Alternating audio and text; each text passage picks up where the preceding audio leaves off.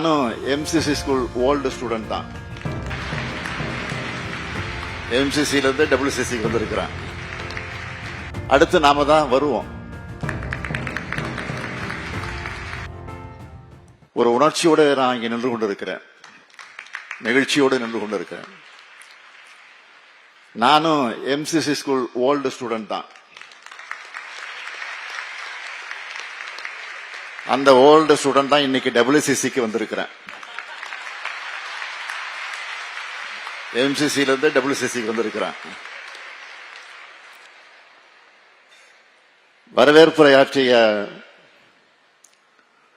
டபிள்யூசிசியினுடைய கல்லூரியினுடைய முதல்வர் சொன்னார், இங்க படிச்சு வெற்றி பெற்ற பெண்களுடைய பெயர்கள் அடுத்து அந்த லிஸ்ட்ல வரப்போகக்கூடிய பெண்களான உங்களுடைய பெயர்கள் வரும் என்ற நம்பிக்கையோடு உங்களுடைய கலந்து கொள்வதில் இன்னும் உற்சாக உணர்வை எனக்கு கூட்டுது. இங்கே பேசிய பலர் நன்றி சொல்லி பேசினாங்க. நமக்குள்ள நன்றி சொல்லிக்க தேவையில்லை. இத என் மேல நீங்க வச்சிருக்கக்கூடிய அன்பின் வெளிப்பாடா நான் எடுத்துக்கிறேன்.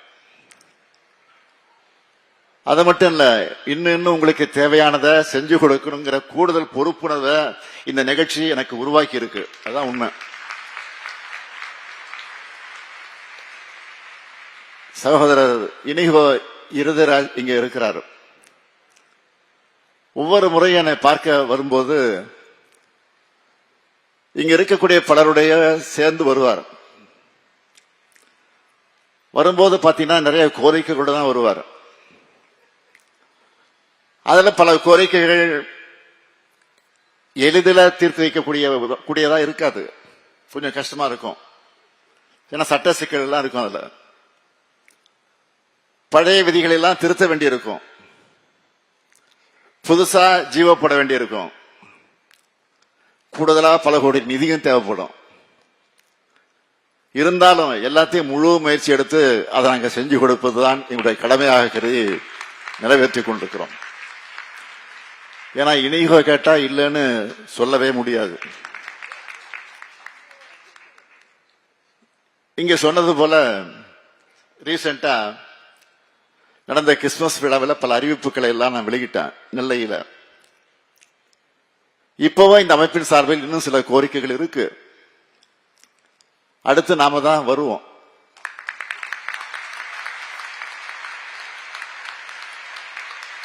இங்க பேசின பேச்சுக்கள் எல்லாம் பார்த்தா எந்த சந்தேகமும் எனக்கு வரல. அதனால கண்டிப்பா உங்க மீதமுள்ள கோரிக்கைகளும் நிறைவேற்றி தருவோம்.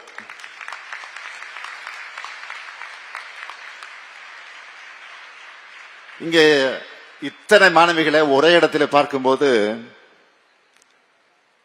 உங்களுக்காக செயல்படுத்திட்டு வரக்கூடிய திட்டங்கள் பலன்கள் எல்லாம் நினைச்சு பார்க்கிறேன்.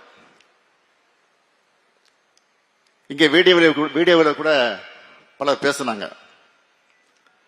திராவிட மாடல் அரசு ஆட்சிக்கு வந்ததும்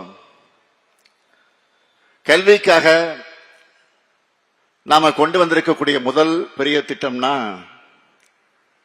அரசு பள்ளியில படிச்சு காலேஜ் சேரக்கூடிய மாணவிகளுக்கு மாதம் 1000 ரூபாய் வழங்கக்கூடிய புதுமை பெண் திட்டம்.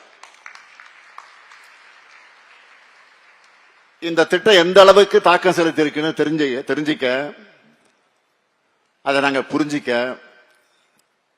ஒரு ஆய்வு பண்ணுங்கன்னு மாநில திட்டக்குழு இடத்துல சொல்லியிருந்தோம். அந்த திட்டக்குழு கூட நம்முடைய ஏழன் இடம்பெற்றிருக்கார், எம்எல்ஏ அவர் இடம்பெற்றிருக்கார். அதுல ஜெயரஞ்சன் தலைமையில் அந்த குழு இருக்கு. அவங்க கொடுத்த முடிவுகளை பார்த்து நான் அடைஞ்ச மகிழ்ச்சிக்கு அளவே கிடையாது.